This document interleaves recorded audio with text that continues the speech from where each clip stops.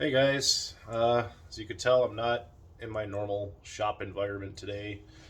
I'm back in the laboratory, soon to be if I ever get around to finishing it. We're gonna go ahead and turn you around, and give you a little view here. Oh, is that a snap-on toolbox in the lab? There's the quad that I'm working on. I just got a whole big mess of shit behind me. I have to sort and organize. Um, anyways, I wanted to start out by apologizing. I haven't been a good YouTuber and been putting out very much when it comes to content in the last several months. Life's been real hectic. A lot of things have been going on in the background that you guys don't need to see or worry yourselves with. But today we're gonna go over. I guess we can call this a tutorial video, even though I'm not going to be showing you how to actually work on something today. I'm actually going to have you work on your minds a little bit. I want to talk to you about ethics. I know, snooze fest, right? Um, I'm going to treat it like I'm tearing a band aid off. Yesterday, I got fired from my shop. Oh, boo hoo, right? Poor Rory. What's he going to do? Well, I had a new job lined up by lunchtime today.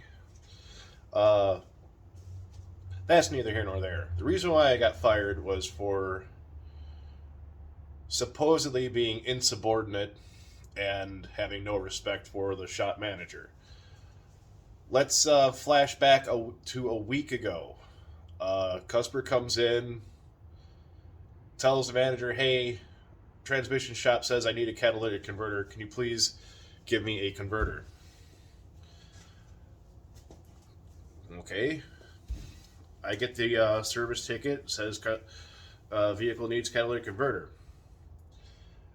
I did my due diligence. I took it for a test drive. Had it needed a converter, it would not have driven as nicely as it did. It breathes just fine. If you got a clogged cat, it sounds all muffled and bogged, and it doesn't move very fast or very far. So I get up on the hoist. She's running, and I hear a ticking noise. I'm looking up. This is a Chevrolet Cobalt. If you guys are familiar with those, the cat's on the back side of the engine. Then there's the downpipe to a flex, and then down the rest of the exhaust it goes. So I look up, I see a cracked manifold. Go figure. Happens all the time with this motor. I bring it to the manager's attention, and it was no. He wants a cat. He's getting a cat. I says, I don't think that's a good idea, Chief. $1,500 for a cat, that's not needed to be replaced. Let's fix the real problem. And he got mad at me. He started yelling at me. Basically, I'm the asshole because the appropriate repair was going to be less than $1,000. He's seeing dollar signs, but he's stepping over pennies. Big no. Guys, I don't give a damn what your customer says. Because a lot of times they're going to come in, well, AutoZone said, or so-and-so said, or YouTube said, and here you are looking at me on YouTube. I'm telling you from my experience,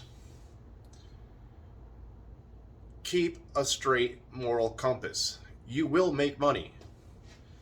But you can make clean money. Obviously, what this man was doing, and I'm not going to say what shop it was, who it was, or any of that, he was being a criminal. He knew he was in the wrong. I'm the certified technician.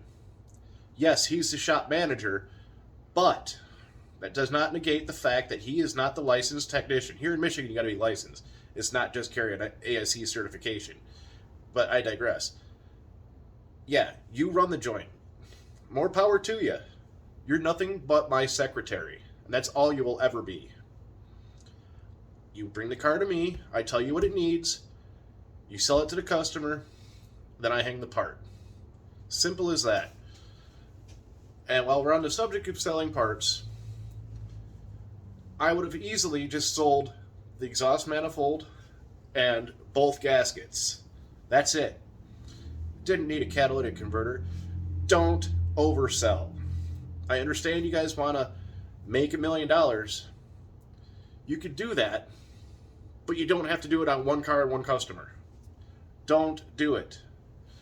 It might be tempting because people don't know what they got, and they're like, oh yeah, that's why I bring it to you.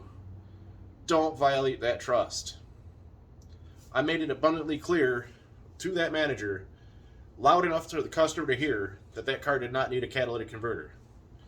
Was that the right thing to do? I'm sure I could have handled it differently. But I could sleep cleanly at night, nice and calm like a baby, knowing that I did right. Can you say the same? You got a customer that comes in, you inspect the car, are you going to start throwing everything but the kitchen sink at them? Or are you going to just find the root of the problem, address that, and if there's something else affected by it, let the customer know, hey, this might also be an issue. We can tackle this all at the same time, rather than, this might fix it. Load the parts cannon. Anyways, the bottom line is, always, always, always, if you want to be a successful technician and you want to be a successful business owner or a successful service writer, hell, you don't even have to be in the automotive industry. If you want to be a successful plumber, if you want to be a turd herder, fine. That's on you, not me. I'm good. I don't handle turds. I crawl around in dirty cars all day. Be honest. That's it. That's all I ask. And that's all anybody should ask. The customer's just, putting faith in you and saying, okay, he's not going to take me and bend me over a barrel when really all I need to do is spend, $500 versus $1,500. Just be honest and clear with your customers. They will be back. And if they don't come back, it's because, well, maybe they think that you're overpricing them. They're being treated poorly or what have you. Just be honest, okay? It's that simple. Honesty is and always will be the best policy. I'm pretty sure one of the 10 Commandments even talks about being honest. Anyways, boys and girls, I'm going to shut up now. Have fun.